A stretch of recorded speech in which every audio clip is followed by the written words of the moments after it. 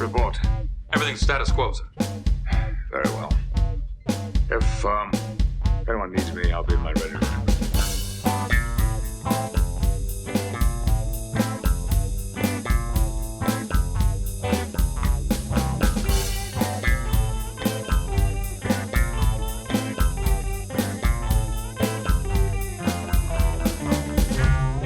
Welcome to the Readier Room, the only and longest running and freshest Star Trek The Next Generation rewatch podcast. Every week we're bringing you an episode of Star Trek The Next Generation and all the behind-the-scenes stories that came together to make it happen. My name is Mitchell Mills, Chief Consultant of Services at Paramount. With me is my partner Brandon Hobbs. Brandon, how are we today on this fine day? No complaints from me today, Mitch. No, that's a rare occasion. I was going to say, that's a rarity. You sure love to bitch. Yeah, I do. I love a good bitch, but today it's I love a good bitch in all forms and all ways you can possibly take that phrase. Indeed. I'm a bit of a dog lover myself. Mm-hmm. Yes, yeah. That was your former job, actually, right? Yeah, dog lover extraordinaire. Yeah. People with disaffected and sad dogs that they didn't necessarily have the time for hired me to, love their dogs in their absence, and then they'd come home and they'd have a happier dog. I'd get paid. That was a lifetime ago, but one of my former jobs, certainly. Yeah. It is unfortunate that you did have that one client who just completely messed it up for you. Yeah, well, so it was, your process was a little too invasive. Well, here's the thing. They said they wanted to make a movie, a dog lover's movie. And, I took that as anybody would. Now, I don't speak for the results. I don't vouch for the results. I don't endorse the results. But with the information that I had at the time, I thought that's what they wanted. And, you live and learn. You do your time. You get out. It's just part of the process. But it needs to be said that your experience from working on that movie directly affected, I think, how TNG would turn out. Indeed. We couldn't have as many animals on the set the same day that I was there, which greatly affected things. Right. So you can really say you left your own special little mark on the series. Indeed, there's a Mitchell Mills shaped mark on TNG that can never be erased. It can never be blotted out. And everyone would do well to remember that. What about you? Do you have anything big cooking?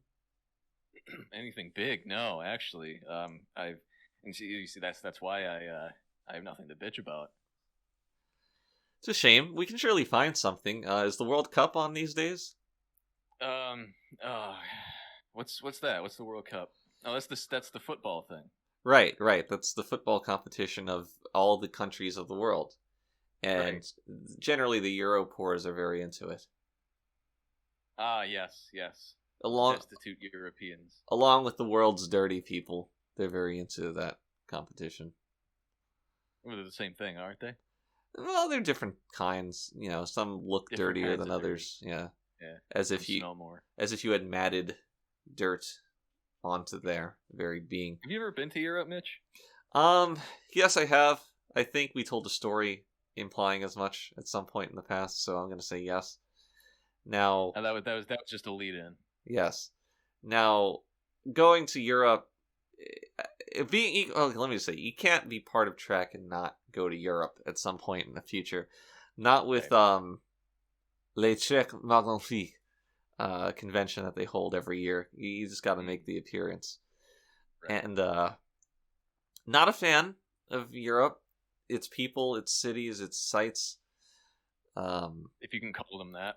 Right. And I don't. It's more of a... We're all three of those things. Right. It's more of a facsimile of a functioning continent.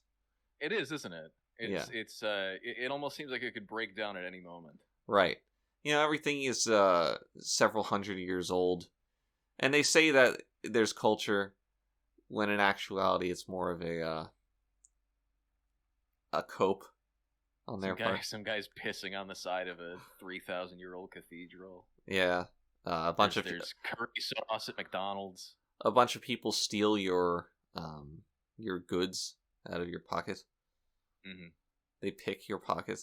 Which that's never happened in America before. No. So. I mean, you get mugged, but not like this. Never pickpocketed. No. Which No. is at least have some form of honesty when you're doing it. You know. Yeah. Where is the honor? The honor among thieves is dry in Europe. They could really take a page out of Klingon Guile's book. They could, and they should. Mm-hmm. But I know I get angry about Europe. That's just who I am. Yeah. Well, I'm starting to get angry too. So mission accomplished. That was not my mission. I would never try to make you angry. It does need to be said we're not talking about Sweden, where a significant amount of our fan base comes from. So yeah, Sweden's great. We like Sweden. We love IKEA. It's all good. Or was it Norway? Any of those northern countries, you're good. You're fine. Right. They're not dirty. No, they're Readier Room fans, so they can't be. That's right. And we take care of our own. There was a great saying I heard a while ago, something to the tune of "Fuck you, got mine," and that's what I live by for the Readier Room. That's beautiful. Which philosopher said that? Oh, that was Aristotle, I believe, French philosopher. Aristotle. Yes. Right. The infamous Aristotle. Now, you do a few uncouth things and suddenly you're infamous. I don't know if I'd buy that. You're infamous. Am I? Why is that? Why would I be? Riddle me that. We just talked about the the whole dog thing. Yeah, well, I mean, it's not that well known. Infamous is still partly famous. You gotta be. I don't want to toot my own horn here, but if I was more infamous for that, I don't think our Patreon bucks would be as big as they are. That's true. That's true. Or maybe there's a subset of our fan base who wants to see a new dog lover video from you. Ooh, that's dangerous. Part of the court order was my promise to never do that again. Think about the money you could make, though. Yeah, but you just know that something would go wrong. You just know. Now here's a question. Okay, I like those. You have famous and you have infamous, but infamous doesn't mean not famous. This is true. I think unfamous. Is that a word? Perhaps. I advise you not to look too far into it. All right, I won't. So, in that respect, people like the Orb are unfamous, whereas or right. Ladies of Trek are unfamous, whereas the Readier Room is famous, and beyond belief, fact, or fiction is infamous. Yeah. Or the Ready Room is infamous. Oh, that's true. That's true. Right? Yes, the Ready Room is infamous. Both incarnations of it. Now, here's a question. Was there a Ready Room on the original series Enterprise? I actually don't know. It's been a very long time since I watched that. I don't remember there being one. What about on any of the other Star Trek series, like Cisco? I would have to wonder if a space station would have a Ready Room. That's true, but it does have a captain for some reason. The captain of the space station. I'm piloting the space station. I'm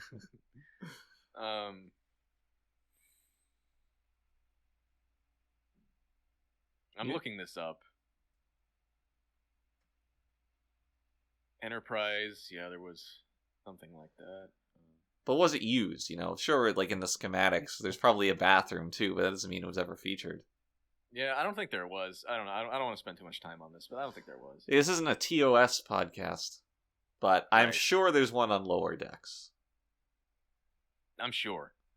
Oh, you ensign, you screwed up. See me in my ready room. Oh, the boss wants to see me. Woo! It's my image of lower decks. Right. Oh, the Ready Room is still going, huh?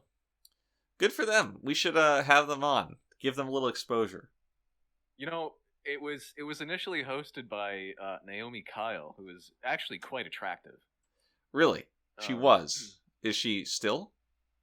She might be. I don't know. But obviously, you know who hosts it now. Yeah. Yeah.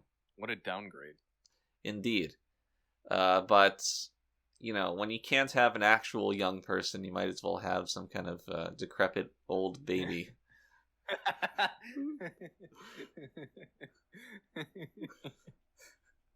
He is like a weird baby monster. He is. Like he was just born yesterday, but some kind of like weird like Benjamin technology Button thing. aged him up. Yeah.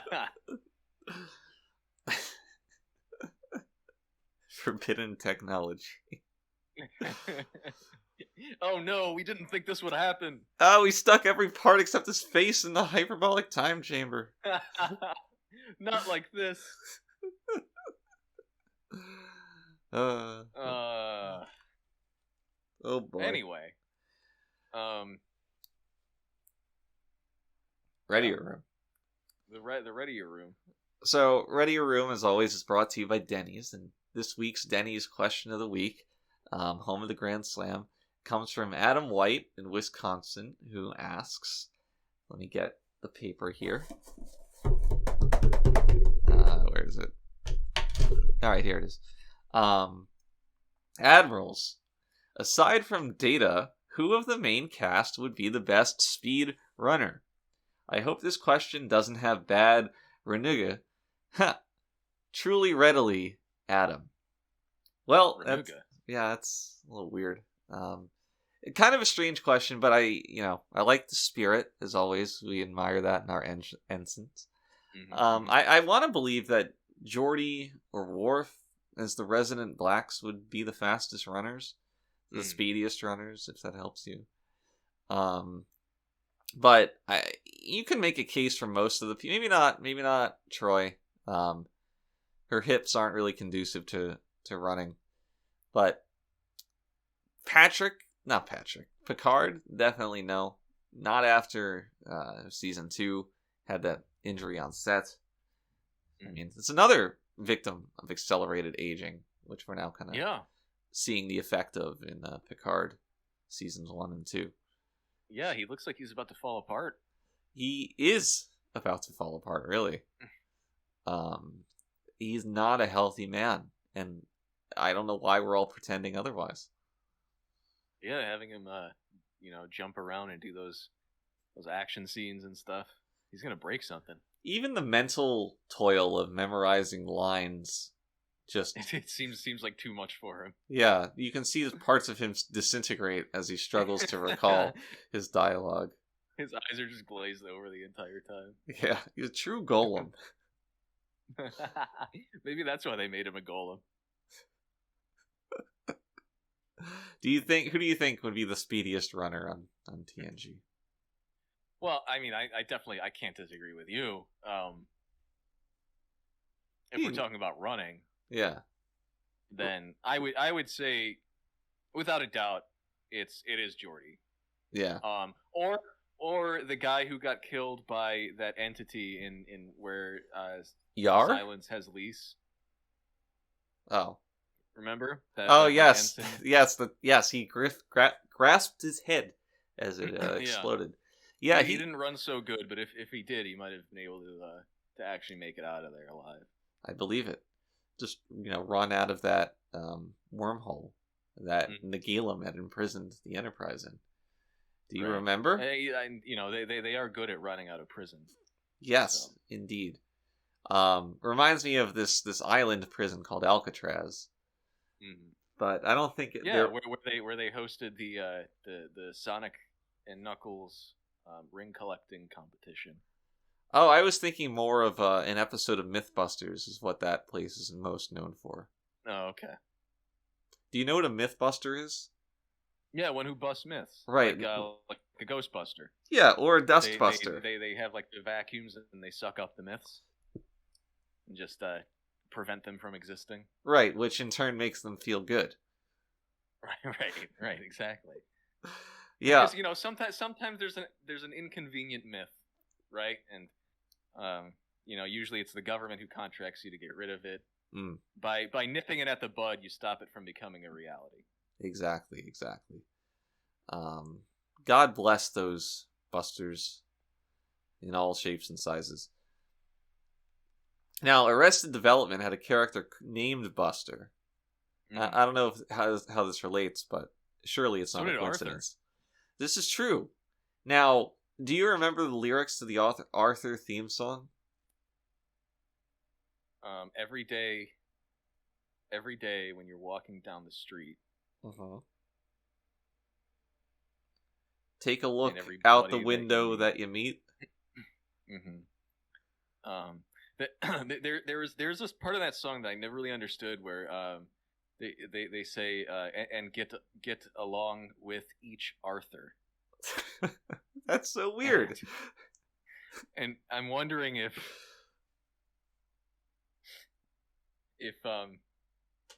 is everyone in universe an Arthur? You know what I mean? Which in is the same way that like every Pokemon's a Pokemon. Exactly. Everyone in the Arthur universe is an Arthur. So that would be akin to the main character of a normal drama being called human. Like, hi, I'm human. Right. Get along with each human that you meet. Get along with each Arthur. Yes. Right. But it's odd. It's odd that Arthur is named Arthur in that case. Yes. It's especially odd given that he's not the author of the books. Right. He's not the Arthur of the books, so. Yes. My question is: are all of these other creatures just offshoots of Arthur? Like, did he spawn them? Well, and he doesn't know that. They're all different animal species in a supposed racism allegory, but yeah. I question how an aardvark could give birth to a rat fink. Well, it's an alien world. But it's so like our own. By our rules. Like it's like our own, where the animals are bipedal and they talk to each other. Right. They drive cars and own quadruped versions of themselves. That's truly the most disconcerting part of our world, to be certain. There needs to be an Arthur Star Trek crossover where they land on Arthur's world. Is this a First Contact episode? Yeah, yeah, and they have to wear furry suits. This is getting closer to the Planet of the Apes. Every day do that in Planet of the Apes. Do what exactly? Do they wear monkey suits to fit in? Yeah, I haven't seen the Planet of the Apes, but I imagine that's a winning strategy. Now, they go beneath the Planet of the Apes. Do you have any opinion on that?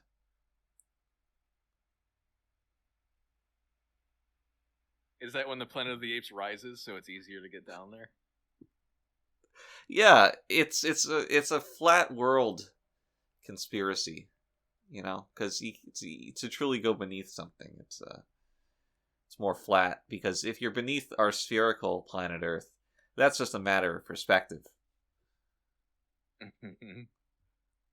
So, I would say that Charlton Heston, the writers, the director, everyone involved with Beneath the Planet of the Apes is a bit of a flat Earth conspiracist.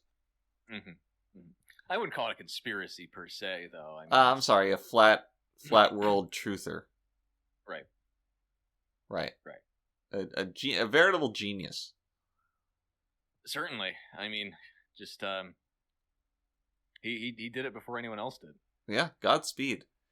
And Godspeed. We're Godspeed. Godspeed. because they were so terrified by his intellectual dominance.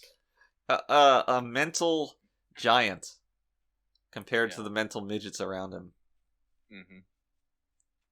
I'm sorry, mental little people. Oh yeah. Oh jeez. Producer, cut that out. Right. but leave in all utterances of the word blacks. All right, should we start talking about this episode now that it's been 20 minutes? Oh, is that what we're here to do? I think we've exhausted the obligatory 20 minutes of talking about not Star Trek stuff. All right. There is 7 more seconds if you would like to fit anything in. Well, my mouth is full. Time's up. Too bad. No. Too bad. So Ah, this week's episode is Booby Trap, which, despite today's political climate, does not have any loaded meaning. And it was what I would say a pretty good episode. Mm-hmm. I really liked the nature of the conflict, or maybe the situation in which the Enterprise found itself. I thought that was cool. I liked the focus on Geordi in some respects, even if it wasn't handled perfectly. His problem, but yeah, it was just a pretty satisfying episode to watch. Like, we're now fully in the swing of just normally good The Next Generation episodes. Yeah. Good episode for sure. I have an apology to make, however. Okay. Because several episodes ago, probably at least a dozen, I made the mistake of saying Leia Brahms was dead. Yeah, you really threw she's me. Not, because I always conflate this episode and the one where she actually shows up. And, like, I combine them together in my head. Mm. So, because here's the thing, though, that, like, station that Geordi, like, whips up in the holodeck, and the way that Leia's dressed, it all looks very, like, TOS-y, doesn't it? It does. Bygone era. Like, and so, like, if not being dead, I thought that she was just, like, much older now than she is in the holodeck. So I was like, I don't know, because like, I was reading that alternate universe comic, and she and Geordi are, like, together in that comic. So I was like, this seems wrong, but it's not, because she does show up again, as I learned by watching this episode and not seeing the scenes that I remembered from the, I think, the season 4 episode that she shows up in. But for that reason, this episode is pretty cool. It sets that up, which is nice. Leia is kind of a recurring character in a certain kind of way. She gets mentioned every now and then. She's also the voice of the ship. No, she's not. What do you mean she's not? She's not exactly the She's same. not the voice of the ship. Yes, she is. No. The voice of the ship. Yes, she is. Yes, she is. Yes, she is. The voice of the ship is Jean's wife. Oh yeah. Wait. Jesus Christ. No, Jean's wife is Troy's mother. Yes. Yeah, they're the same. What? Does Lux She does wanna voice the ship. never Weird. remark on the fact that she sounds exactly like the ship's computer? She doesn't know. Tell me Leia Brahms does not sound like Jean's wife, Mrs. Jean. What, the name? Oh, her voice. Yeah. No, I don't think she does. What? You're going senile. You're going senile. She doesn't sound like her. Surely she does. You interrupted my train of thought, Mitch. Uh, This episode has some really cool character moments, and it's nice that the external conflict is pretty much in service of all of it, yeah. rather than being separated from it at any point, really. I mean, it's Picard goes over to the ship because he's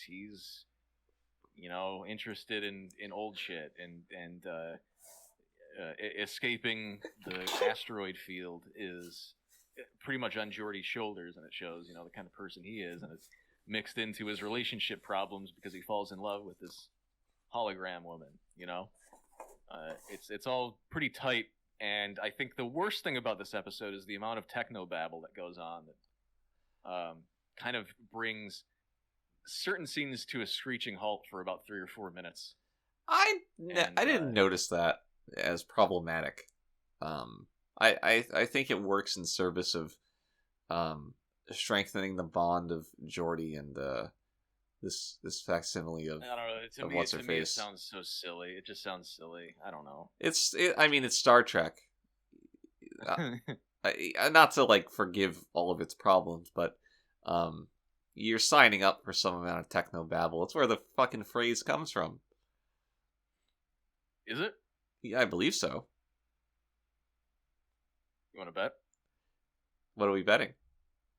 I mean, yes, I want to bet. Honor. Obviously, I want to bet. Sure. We're betting honor. Sure. I'll stake my honor on this. Technobabble etymology. Again, I don't know what your fascination is with these insects, but this is not what we're talking about.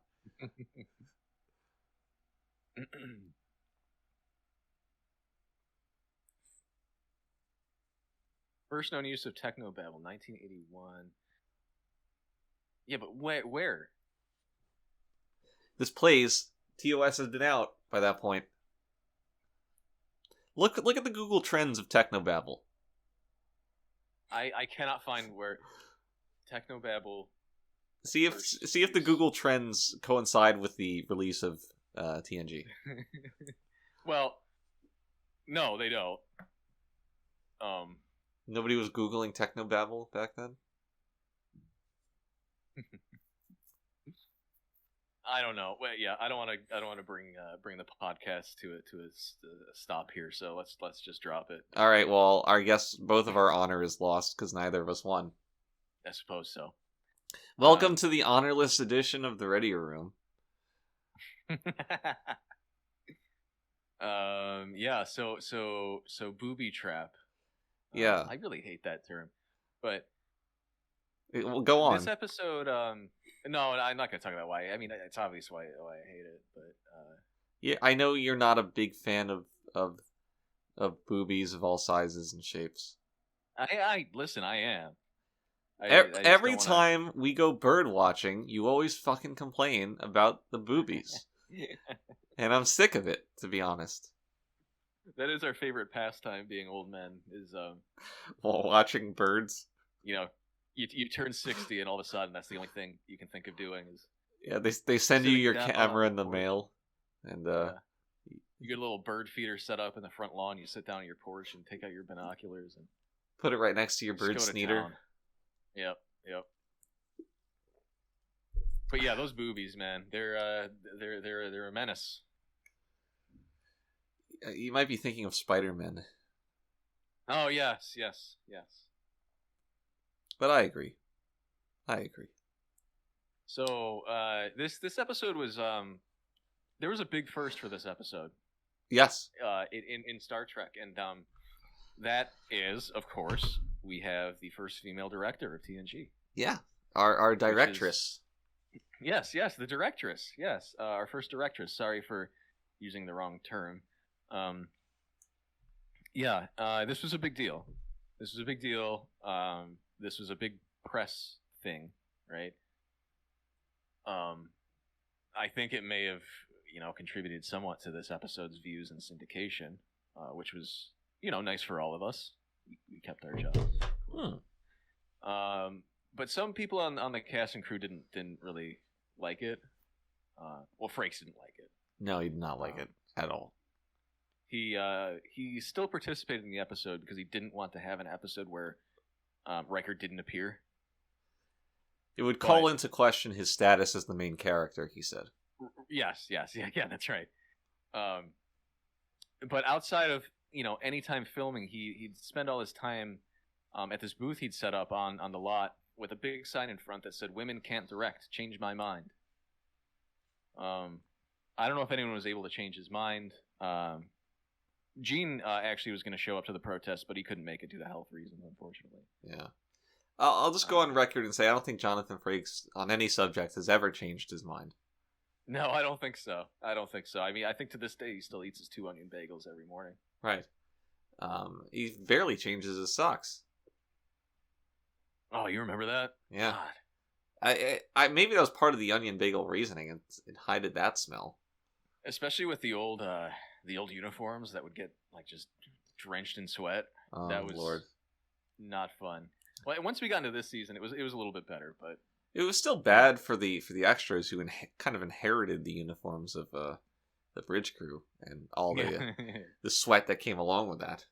Yeah. Well, they're extras. They don't deserve anything good. No. Least of all our respect. Right. That's that. Yeah, that's right, young blood. I'm calling you out. Call him out. Tell him. You tell him like it is. I still remember what you said. I don't know if he remembers, but he'll pay the iron price. The iron price. The iron price. Right now, the iron market is in a bit of a boom, so that's quite expensive. Is it your boom? It's not my boom. It's more of the world's my boom. Okay. Yeah, Just want to make sure. You know how some currencies are backed by gold and some by graphics cards. Well, the ones backed by iron are in a bear market. Some are backed by Ferengi, for lack of a better term. Yes. Yeah. Let's not say too much. Right. Yeah. Let's. This is getting dangerous. So, let's go through this episode. We're gonna do something a little bit different today. We're gonna go through the episode chronologically. Oh, and can you explain to the folks at home what that word means?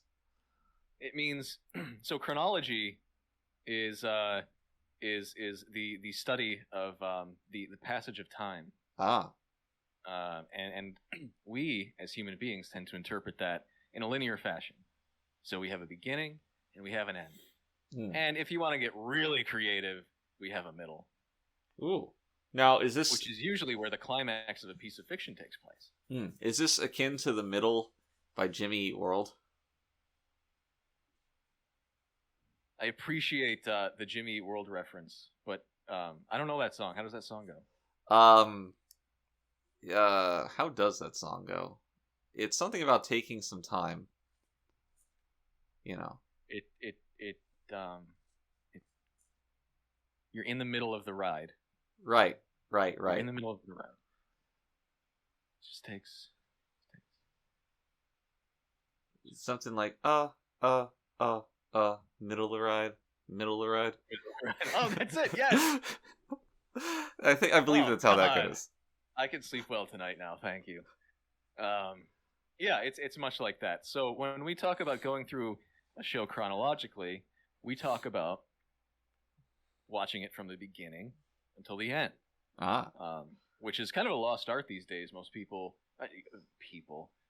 go to YouTube and just watch clips from different parts of the episode and just call it a day. You save about half an hour and you get all the necessary information. Or they'll read the Memory Alpha article, which you love doing. So they can. It's necessary to come up with trivia for you. But no, they'll read the Memory Alpha article and then go into their, what do they call it, the disc world. The Discworld, yes. Yeah, they go into their Discworld servers and they tell everyone else how much they know about Star Trek. That's usually how people do it. But we do it the traditional way here. So that's how we're gonna go. Yeah, I like it. And this episode starts off with Geordi on a date in the holodeck, but wouldn't you know it, doesn't go very well. It's kind of awkward. Yeah. He's got no game. He's got no game. Yes, that's it. That's what the kids would say. Really, art imitating life here, as over the course of however many after parties and nights out with the cast and crew, LeVar was really known as the one with no game. Yeah. And he just kept asking women if they'd like him to read to them, and nobody's into that. No, especially because he would always choose children's books for some reason. He lived for his job. Let's just put it that way, and he always felt that TNG was more of a stepping stone to something bigger. Right. For his quote real job. You could say he was a bit of a jobber. Lived a job. He was a jobber, and I think to a degree we all kind of didn't really appreciate how much he was into his other job compared to Trek. So this was kind of a way set him straight, you know? Yeah, it's like, if you don't take this seriously, we're going to use every script to mock you mercilessly. Right. And what's your happy ending here? Well, you get with a computer simulation. You get with a computer. And there's a lot to talk about there once we get to it. Indeed. For sure. When to move, well, I don't know. Should we move on? Is there anything? Well, I have a trivia question for you. Okay. What is the name of the classical tune that the gypsy plays on its gypsy violin in Geordie's Dates program?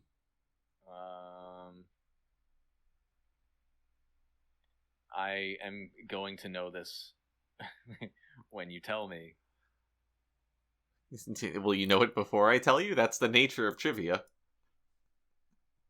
No, what is it? It is Hungarian Dance Number 5 by Brahms. That's right. By Brahms! Yes, because it's Brahms. I told you I would know it when you told me. Because it's Brahms. I actually didn't put that together until just now. Oh, really? Yeah. Which is, I don't know if that's stupid or genius. You know what they should have played? What should they played? Mambo Number 5. That would have been appropriately classical by that point in time. Right. Another failing of Star Trek: The Next Generation. But add it to the list. So, Geordie fails at his date. He goes to do we cut to the bridge before he goes to 10 forward? I'm trying to figure out where this happens, if they introduce the ship before 10 forward or not. Yeah, they do. So we cut to the bridge first because I remember I was No. Here's how it happens. Data and Wesley are playing the chess game. And out the window, we see they're flying through like an asteroid field for some reason. Just straight through it, which really bothered me. Oh, yeah? Why is that? Eventually, I guess this sort of gets explained, but...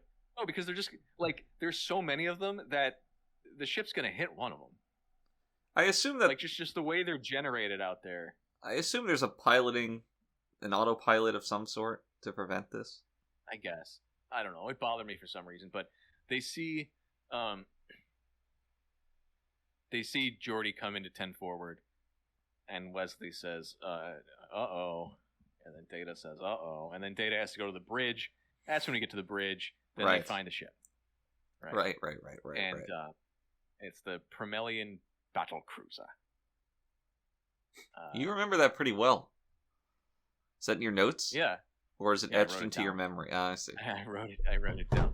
There's so a true Riker ship in a bottle. Riker says something like going over to that ship is impossible, or like knowing the dangers is impossible. And Picard retorts by saying hardly possible. But he should say it like hardly possible. But he says hardly possible. You know what I mean? Yeah, I do. I know exactly what you mean. Yeah. And so weird reading of that. That's the take we chose to use. But it is strange. I guess that's what happens when you get a directress. Oh God. How dare she? How dare she? Now, this is where we get a glimpse into Picard's ravaging autism. Yes. Now, it's not enough to appreciate history. Everyone must be exactly in tune with the idea of putting ships into bottles. Because he turns to every member of his crew, and except for the dirty Irishman, they all shut him down. Yeah. Although the exchange with Worf and Data was pretty funny. How Worf's like, I never played with fucking toys, you retard, and Picard's like, I was never a child, you idiot. We actually have that is funny. We actually have quite a few outtakes with this theme going on, though. Yes, we do. These ships and bottle scenes where, in one outtake, and this isn't even a joke. You can go to YouTube and watch this. Worf, instead of saying nothing we say is a joke. Well, yeah, no, but I just want to make sure the audience knows this in particular is instead of saying I did not play with toys. He says I did not play with boys. Which was hilarious and quite the Freudian slip. A But lot he of wasn't the only one. he was certainly the only one, not the only one to not play with boys. I just want to make that clear for our audience. Patrick also had some fun with that. The line as it was written was, "Have you ever dreamed of climbing inside the bottle?" In reference to ships and bottles. And on one reading, Patrick, I guess, kind of stir crazy after a long day. He said, "Have you ever dreamed of climbing inside the birth canal?" And, we were all with him. We all had a pretty good laugh at that, but I guess it wasn't the reaction he was expecting. He wanted a larger laugh, because he looked kind of dejected when, at our reaction to him, which, he's a showman. He wants the best reaction. He's a perfectionist. So yeah, I think he's used to. He's used to being the best of the best, of course. Exactly. Now he's just the best of both worlds. One world being off-road ATVing, and the other one being off-Broadway productions. Oh God. But a good scene. I liked O'Brien's little suspected brown nosing. Yeah, but then it turns out he is into like little model things, right, way down the line. Because you could never actually have someone brown nose on TNG. No, that implies a bit of unsavoriness that we're not comfortable with. Part of the TNG Bible. Right. No brown nosing. No brown nosing. Don't stick your nose in anyone else's shit. Yeah, I was gonna say, especially literally. Yeah. What a disgusting phrase, brown nosing. Yeah, it's kind of. And people just use it wantonly too in just normal social situations, and it's like, you know what that means, right? Well, I mean, now these kids are quote unquote rimming each other, Remington steel, and rimming each other. They're rimming each other. Do you know what this means? It's a new. I saw this on the news. No, what does this mean? It's a new trend for children where they lick each other's assholes, and that's not slang. That's what they do. That's what they do. That's where it's where they excrete excrement. Yeah, and they stick their tongue in there immediately after. Put it simply, they poop from there. Right. That's a good way to get worms. Yeah, I mean, I usually have to go to my worm guy, before I go fishing, but I suppose I could just mine my worms from a teenager's asshole. If that's the best way to get them these days. Yeah, give it a good lick, and then you'll soon enough you'll have worms coming out your other end too, and you can use those for. That's the tagline: give it a lick and see what sticks. Mm-hmm. And you'll get That's worms. The tagline for rimming. Yeah. But truly a worrying trend, and yeah, I can see that. It's not. It makes brown nosing look like blowing in somebody's ear. Mm-hmm. Or a wet willy. Now, there's have you ever seen The Fresh Prince of Bel-Air? Yeah, here and there. There's a scene where the younger cousin, Rudy, whatever her name is, where her and her boyfriend are like awkwardly discovering sex, because this is later season, she's older at this point. And that's a shame. And her boyfriend's like, "Oh, I heard from Will Smith that you're supposed to blow in somebody's ear." So they do that. Like, the joke is like the kid, Rudy, tilts her head and he just kind of blows air in her ear, and it really set this whole thing off. Is like, do they think the joke is that you're supposed to come in somebody's ear, like you're supposed to blow in her ear? Like, I don't really get it. You don't get it? What the source of humor is here? Well, I think it's about, and I haven't seen this, but I think the awkwardness is, when you do blow in a woman's ear, they do tend to react. Right. But the thing is that he just does that, But that's I think that's where the humor is that it's usually it's just like a little like you do it without her expecting, she reacts, you move on.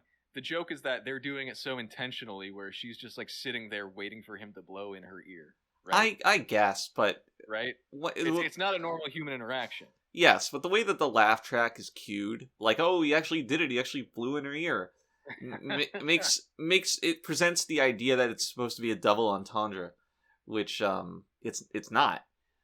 And I think you might be misinterpreting this scene. I think somebody might be misinterpreting the phrase "blow in her ear." We're gonna have to watch this after. We're gonna load this up. And... I just want you to know that the last time I saw this scene was perhaps more than a decade ago, and this has stuck with me. Wow, more than a decade, huh? You were like, what, 50? Yeah. You lose the ability to form new memories at that point, so it's Yeah.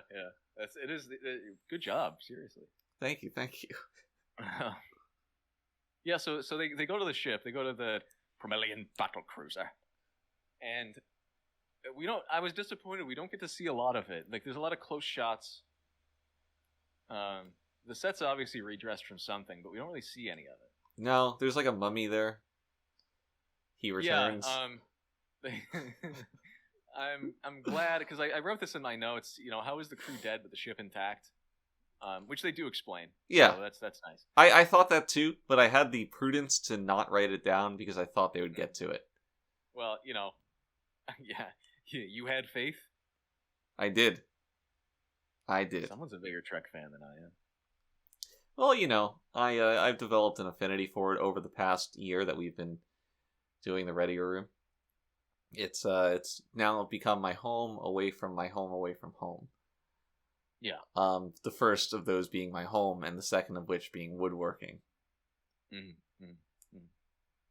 There's another good Worf line in this episode where he says the word sensors, but he says sensors. Sensors. I didn't catch that, but I can imagine it. It's good. Sensors. Yeah, exactly. It's not the radiation is cloaking our sensors. I wonder if that was intentional. I don't really remember. I don't remember like if this was part of his like concept as a character to mispronounce things, or if that was just Michael. We'd have to check the Bible. I think I still have my copy sitting around under my coffee table. Where one does put his Bibles. Exactly. It's right next to my Bible and my Torah, and a little distant from my Quran. I want to keep those separated, And the Mormon Bible, of course, right. The book of the Book of Mormon. The Book of Mormon, not to be confused with the golden plates. Huh?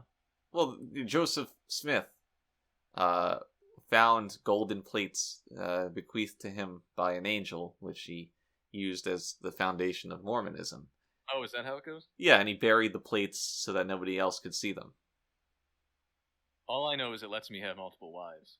Right. And I don't have to blow up any buildings, so... Well, multiple wives blends really well with my theory of reincarnation, because you know what they say, happy wives, happy lives.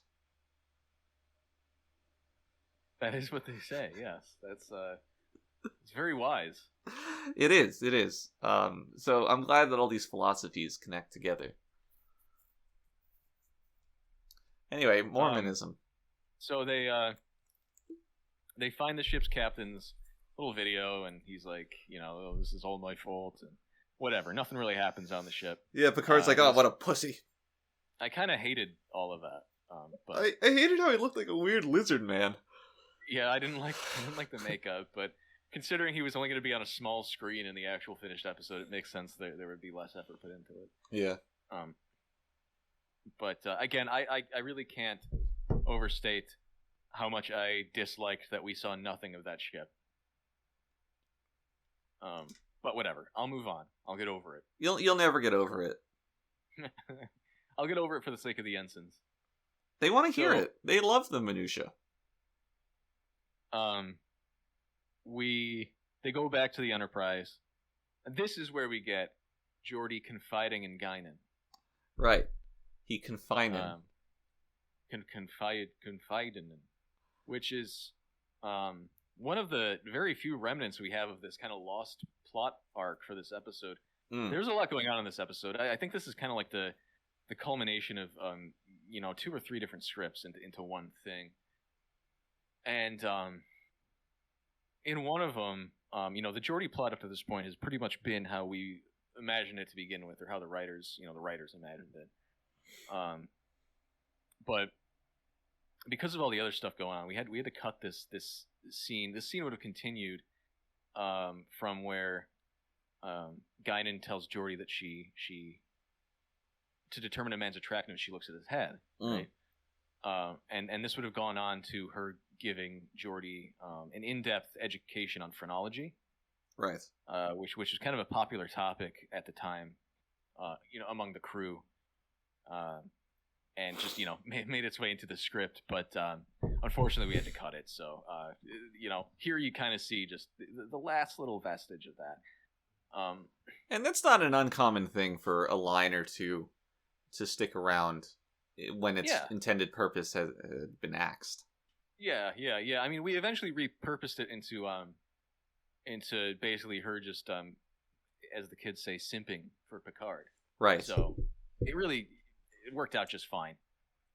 How do you feel about the Picard Guinan simping setup, knowing where it pays off? I don't know. All I can think about is how his alternate universe self keeps her in a cage. Yeah, it's difficult to get past. It's kind of where my brain stops thinking. It's just weird how she's like, oh, because a bald man was kind to me once, and she doesn't say, oh, a bald man saved me from Mark Twain once. Yeah. I guess it is. Yeah. And you were there, Geordi. Yeah, why did she say that?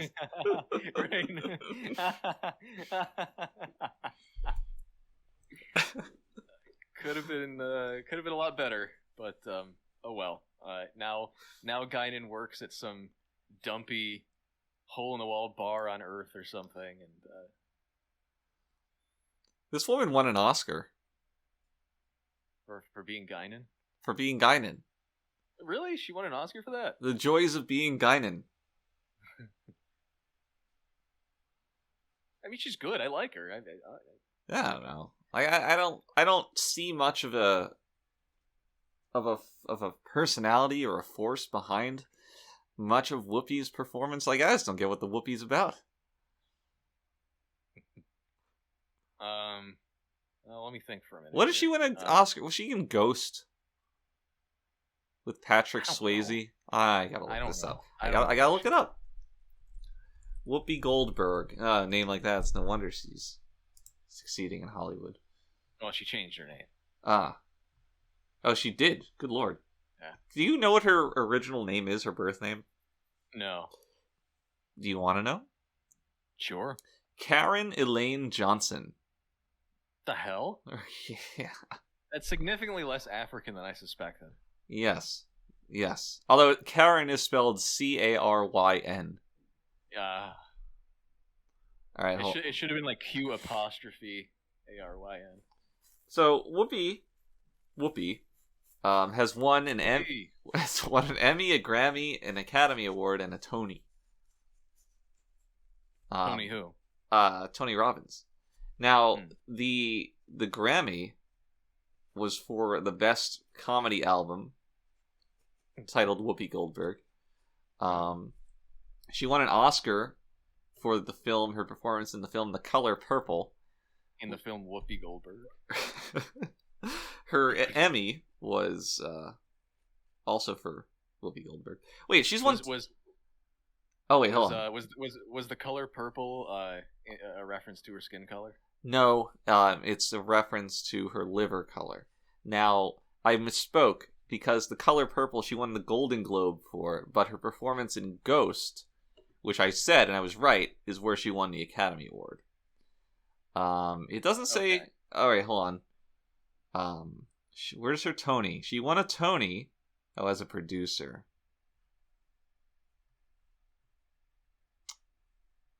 That's a little disappointing. Whatever. Fucking, I like Whoopi Goldberg. I think she's a Yeah, good actress. you a big Sister Act fan? Actually, kinda. Alright, what about Sister Act 2, Back in the Habit?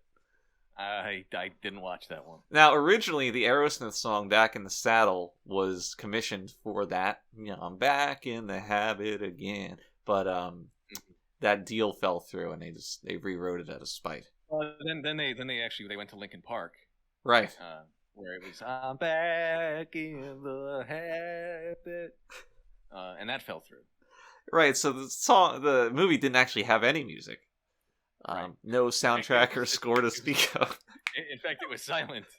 It was a silent film.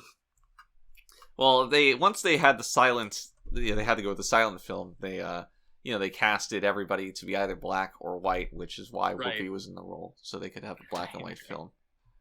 Right. All right. Do we have anything else to say about this Whoopi Goldberg scene? This is the last time she shows up in this episode. Yeah, I question what's his name? Will Wheaton. Wesley. I question Wesley's wisdom in playing chess against a fucking robot. But that's about it. Well, I mean, I guess. At that point, you just go into it knowing you're gonna lose. It's like when Data played Stratego against that one guy. Right. Maybe Data has difficulty settings. Oh, just like on the back of him, like a little flip switch. Yeah. You bring it down a couple notches, he's on easy, and he just becomes retarded. Starts taking his own pawns. Where does he take them? Which is dangerous, because he just got called to the bridge right after he left, and no one adjusted his difficulty switch. Oh, maybe that's why he couldn't contribute anything to this problem of this episode. There is that scene later on where he says, "We're slowing down. We're not going to make it." And then, 2 seconds later, he's like, "We're speeding up." You use the asteroid's gravitation as a slingshot. Right. Like Data wouldn't think to do that. Well, Data doesn't think, he computes. Right, like Data wouldn't compute that. No. So this is around the time where they notice that there's something wrong. Their energy is being drained, and they're going to die. Right. Well, they notice the radiation, too. Yeah. Because they go to leave, and the ship can't move. Right. So, long story short, Jordy's got to fix the engine, or something. He's got to fix the problem. Save the day, Jordy. Yeah. Go do it. Yeah, Picard tells him to go figure out the ending to this episode. And he goes to engineering and then suddenly decides, hey, I'm going to recreate a woman in the holodeck who worked on the Enterprise. And she's not dead. That's a thought that many an engineer has had. So, part of me wants to ask, why don't they just recreate personalities to do every job? Yeah, that's the natural question. There's also the moral implications of getting romantic with the facsimile of somebody. Yeah, sure, which I think is somewhat touched upon later, but I mean, I would, Well, situation. What you would do and what is morally acceptable are not always in line with one another. Most of the time they're not, but I mean, yeah, I guess it is weird to just build someone. But we go through this with Barclay later in a lot more linear, direct fashion, right? Right. Bangs Troy in the holodeck. And has a power fantasy where he bests Riker. Yeah. Oh my god. Where he bangs Riker. I don't know. It's interesting to me because the start of this episode is Geordi trying too hard and failing or whatever. And, then he talks to Guinan and she's like, you're trying too hard. You're not being yourself, basically. And then, because that's the thing, Geordi is only really himself when he's dealing with these sort of minutia of, these engines and this technology type stuff. And when he creates this facsimile of this woman who's not like accurate to her personality, as we later find out, but she is equally as into this kind of stuff. And so, of course, they're going to play off each other. And it makes sense that a frustrated Geordie would be like, oh, you know, I kind of suddenly feel like some kind of connection to a person. And honestly, it's almost worth exploring more in an episode like this, right? Because it ends abruptly. You know, he kisses the hologram and then turns it off. But you would think he'd have a little more complicated feelings being the supposed autist he is. Yeah. But there's not enough time for that because he turns it off and then credits roll. Right. We had to roll the credits, unfortunately. He does make sure to kiss it. This fake hologram. Yeah. Well, she initiates. Oh, it's her Interestingly fault. enough, yeah. What was she wearing? Interestingly enough, she was actually per page 36, section 3 of the TNG Bible. You like how I remember that? Oh yeah. Leia was actually supposed to be African American because the TNG Bible specifically prohibits miscegenation. But someone in casting got it completely messed up, and I'm thinking they definitely got fired for it. So we ended up with a white Leia Brahms. In fact, I think her name was supposed to be different too. I think we got Leia Brahms instead. I think it was supposed to be Leia, but there was an apostrophe in the middle of the word. So not so different, but different enough to imply the casting. Leia, get your ass back in here. Right. Yeah. I think it was Leia. Leia. Sounds like a Klingon. It does, which kind of plays with the fact that the Klingon on the Enterprise is also black Klingon. You know what I wonder? Sometimes, and especially with this episode. Is this about that bread again? Bread. Wonder bread? No, it's not. No. Okay. No. Geordi runs into the holodeck, right? But what if someone was in there when he did that?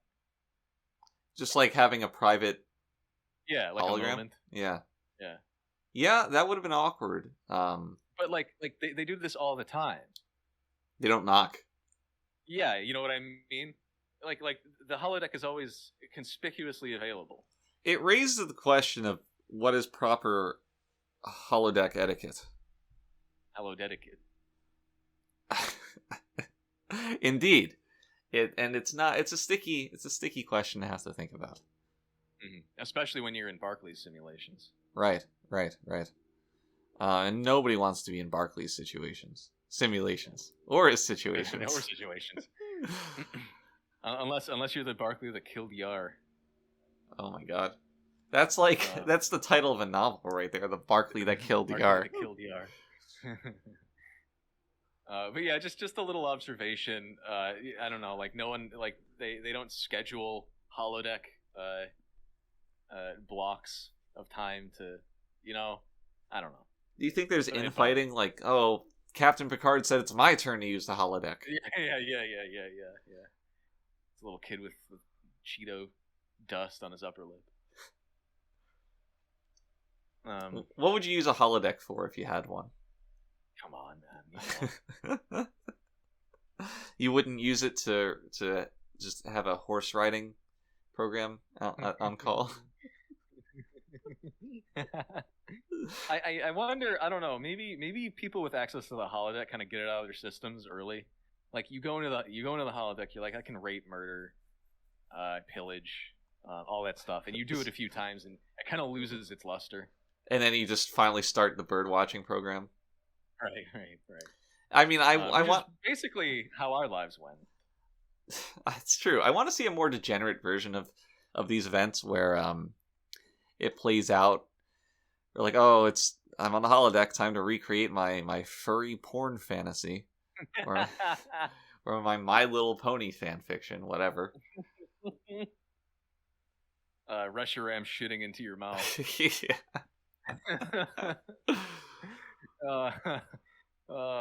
I would love to see a version of this episode where Geordi recreates Leia Brahms and starts working, and then just starts fucking the shit out of her. It's the and exact. then the Enterprise just explodes because he doesn't get any work done. It's the exact same episode, except when he tells the computer to recreate Leia Brahms, he mentions that to recreate her naked. Apropos nothing. No. Oh, it's where she says, "You must know me inside and out," and he responds, "Oh, I'm gonna know you inside real soon." How about this? Somebody who is, so hopeless with women that they have to, get that out on the holodeck. Except when they're with the holograms, they still just have no idea how to smooth talk, and it's just incredibly awkward regardless. like the holograms are made to be like as easy as possible to have sex with. Yes, and he still can't do it. That would be funny.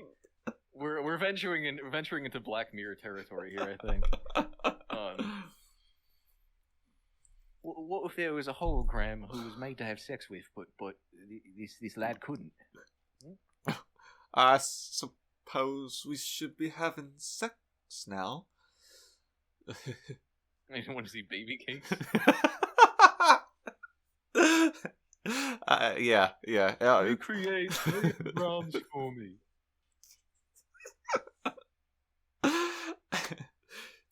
The computer's all bingy wingy, and the ship won't go. Computer, love making time. All right. Okay, let's get serious, Mitch. We're only an hour in. Nothing. I mean, so this is the point when, and here's where my complaint with the technobabble comes in. Nothing really happens. No, not in the scenes where they're together. They're ostensibly making a breakthrough, but without understanding it, it doesn't have any meaning. Yeah, there's cool computer effects. I like the little ship simulation visual. That's really cool. And it's cute or whatever, right? I like the interaction between them, but plot wise, it's like there's like a 15-minute chunk of time where kind of nothing really happens. I guess I agree. And you obviously you still feel the tension, so it's not the worst, but again, like you said, you can't understand what's going on, so you're kind of just sitting there like, okay, all right. You're right. I guess the gravitons would cancel each other out. Right. In those scenes where they are together, because it's often cutting between the bridge and Geordi's simulation, because the bridge is dealing with the matter at hand, where the shields are going down, the radiation's leaking in, and Geordi's just trying to figure out how to fix the damn thing. But there's a lot of cuts, and in some cuts, the astute viewer will notice that there's a difference in, so the height differences between Geordi and Leia are different between scenes. So sometimes she's taller, sometimes she's shorter, right? Which is, I mean, obviously really weird. And this is actually a pretty well-known phenomenon that has been dubbed by some genius out there, large Brahms. Right. When she appears bigger, she is the large Brahms. She's the large Brahms. And to this day, I think the explanation for this eludes us. I don't know if this was some kind of forced perspective, like accidental forced perspective, or what. But I think it has who the director was. Yeah. Well, I think it's a victim of the shots where Geordi's in front of a green screen, LeVar is in front of a green screen, and he has to. That's when the holodeck simulation ends, and they can't just have Geordi fade out because he's not a part of that image. So right. So he looks a little smaller there, and LeVar's not a big guy to begin with. He's like 5'2", so he's gonna look smaller than Leia a lot of the time. Yeah. Princess Leia Brahms. Princess Leia Brahms.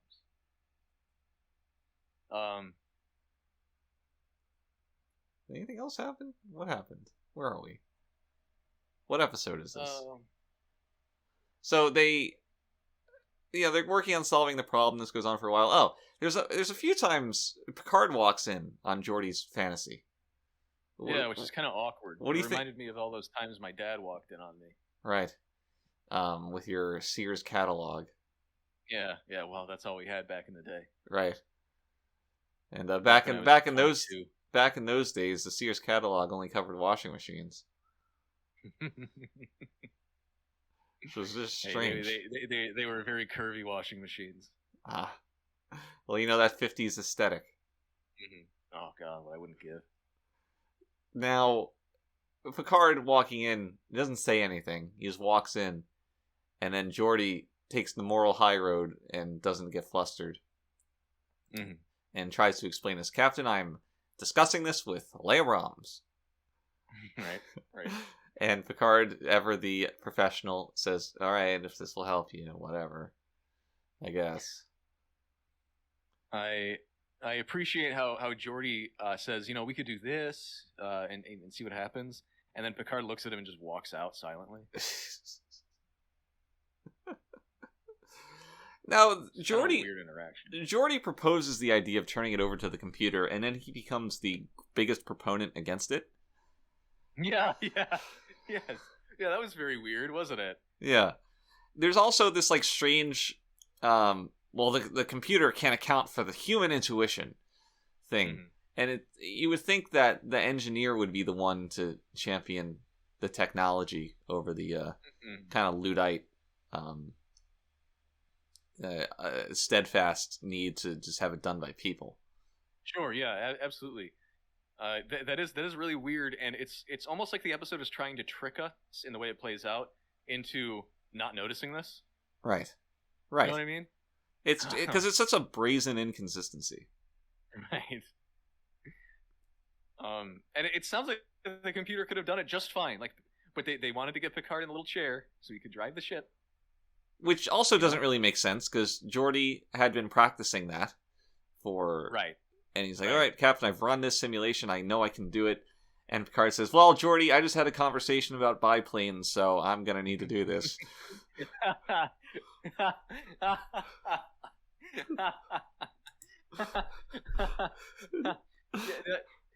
I think that conversation was an effort because you know how these episodes go where there's this little quirky thing that happens at the beginning of the episode and they want to bring it back around. Right. And that was the episode to bring it back around, or that was the attempt to bring it back around, and it just didn't work at all. It felt apropos of nothing.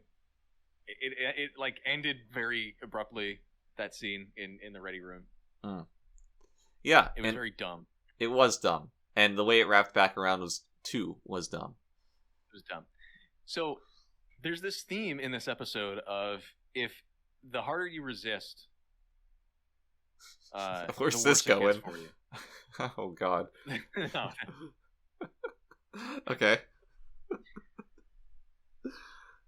My problem is, where is Data's finger trap? You're right. This would have been the episode to put it in. It would have been perfect. Yeah. So okay, let's rewrite the entire fucking episode. There's no chess game at the beginning. No chess game. Data's in there with his Chinese finger trap, and Wesley comes in. What do you got there, Data? And he says, "Oh, it's a relic of a bygone era. It's an old Earth toy, and I, despite my superhuman strength, I cannot rend my fingers from this hole." I cannot rend. And then Wesley's like, "Oh, Data," and he grabs his hands and squashes them together. Yeah. And then He guides them. Right. And Chinese finger trap.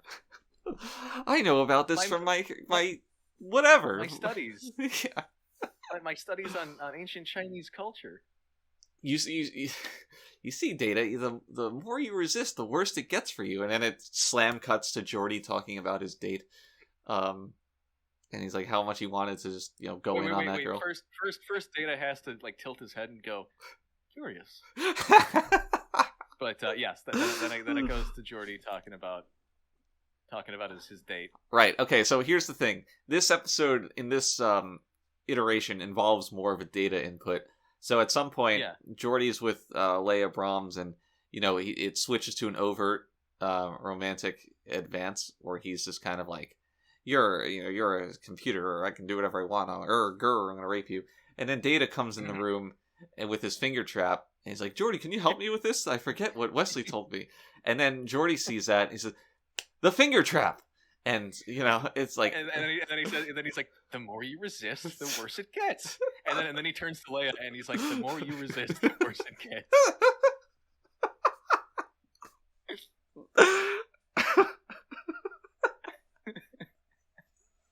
Oh God! And then I'm not sure. Were we going in that direction, or was this supposed to be like? No, it's good. I'm into it. It's I like it. And at the end of the episode, there's a shot of just Data in the chair with like a broken finger trap on each of his fingers.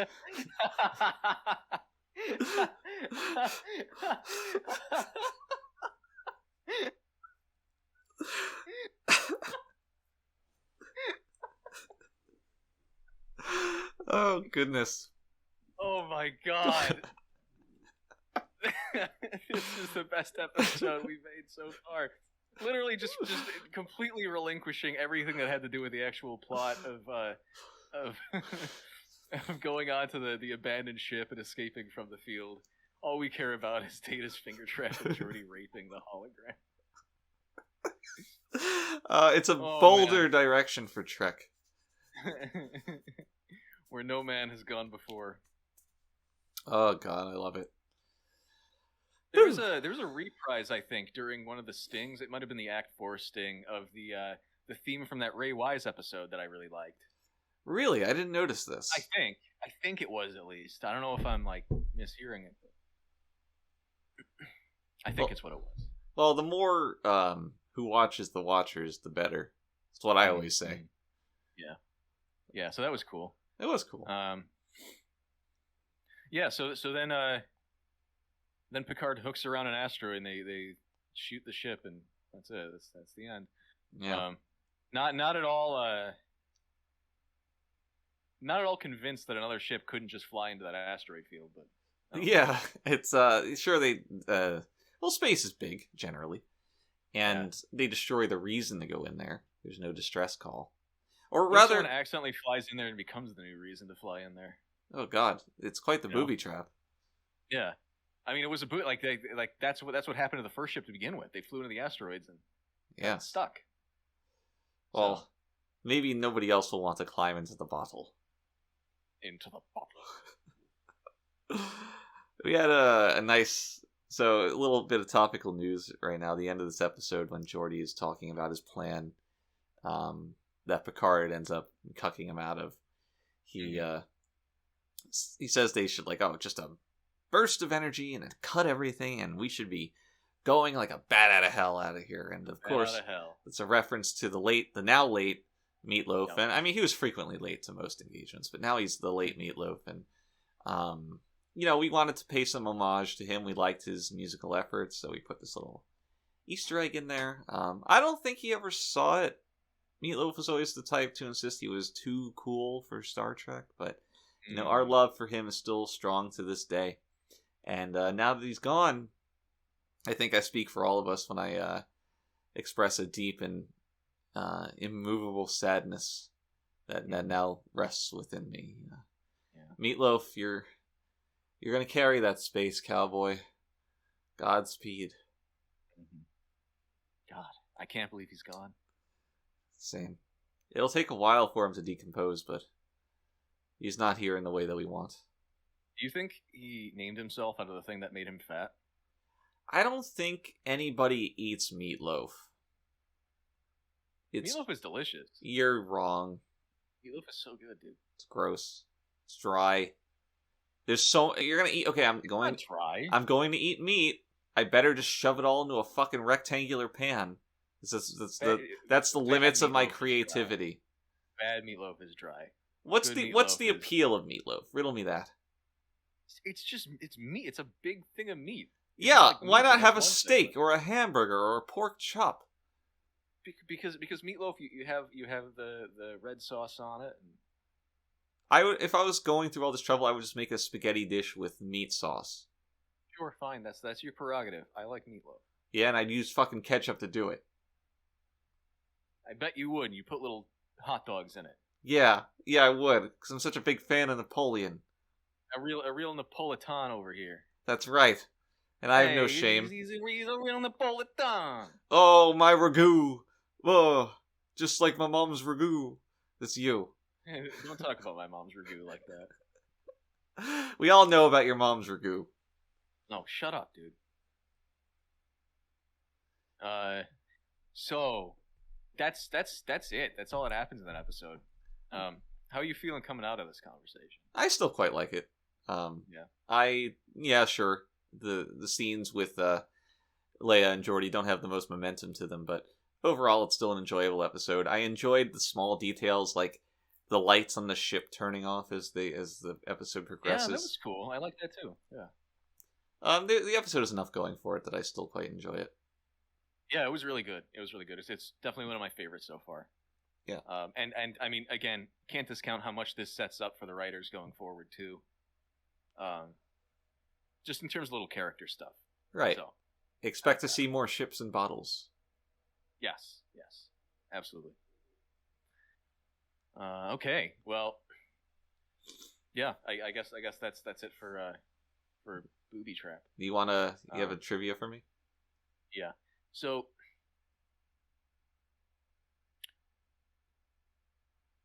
go on. Which notable character? As always, this is sourced from Memory Alpha. Okay. Our friends at Memory Alpha, our colleagues, I would say, at Memory Alpha, our intimate contributors. Our Memory Alpha. our friends. Our lovers. Our butchers, our bakers, our candlestick makers. So which notable Trek character who will go on to appear in 10 episodes across both TNG and Deep Space Nine was born around the time of this episode? Born around, like in real life, they were born around this time. No, in universe they were born around the time of this episode. So they do appear in TNG. You're saying? Yes, they will appear in TNG. Alexander. Yeah, you got it. Yes. I guess that was too easy. Yes, I don't. The only child with a recurring role. That's true. Hell yeah. I fucking nailed it. Good job, dude. It's less. I would have thought by this like not being a Worf episode that would have thrown you off somehow. Perhaps, but I always have Alexander on the brain one way or another, whether it's Worf's child or the Roman conqueror, or the Iron Chef. No, the Master Chef. What's the Gordon Ramsay show? The Master Chef Kids season 1 winner. Alexander. Now, I don't know if the ensigns know this. We're both very large Master Chef fans. Well, I'm very large, but you're a very large Master Chef fan. It's good programming. So it's good. It is good. Yeah, it's good. It's good. There's no kitchen nightmares. Yeah. It's no hotel hell. It's no hotel hell. Which in turn is the kitchen nightmares. It is kitchen nightmares. Ensign Alexander, report to the bridge immediately. All right. Who'd you rather have as your captain? Picard or Gordon Ramsay? Definitely Picard. Although that's really evocative, isn't it? The idea of Gordon Ramsay being the captain of the Enterprise. Yeah, I think the next Trek franchise should use that as inspiration. Actually, yeah, that would be really funny. What if we had a captain that it's kind of like that captain in Best of Both Worlds that everybody hated because he just did his job well. You know, and he didn't like play ass pats with the crew. Right. It's like, no, Riker, I'm not going to fillet your ego. And it's like, oh, the audience hates this guy. We hate him because he's mean to the characters we know. Can't be mean. Can't be mean to Riker. Can't be mean to Riker. Sound like the Roadrunner. Why did you have to say, no, Woody Woodpecker? Oh, whatever.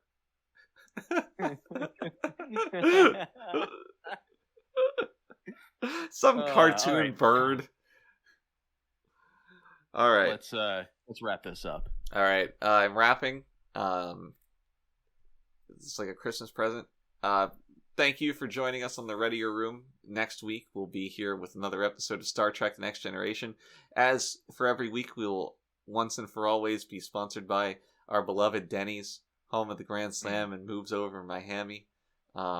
We eat at Denny's every day. Us too. We recommend you do the same. When you go, Yes. say you're Readier or that you know Mitch. They'll hook you up, get you a free sausage pie, and I hope you enjoy it. Order the OJ. It's especially pulpy. Until next time, everybody, I implore you to please stay ready. The troublesome little man-child.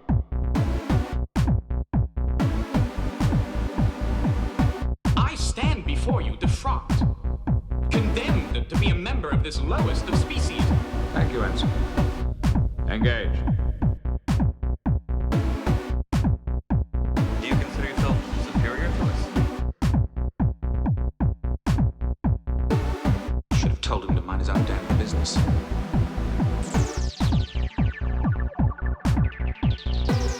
But I stroked the beard thusly. Do I not appear more intellectual? Computer, freeze program. Have you never dreamed of climbing inside the bottle?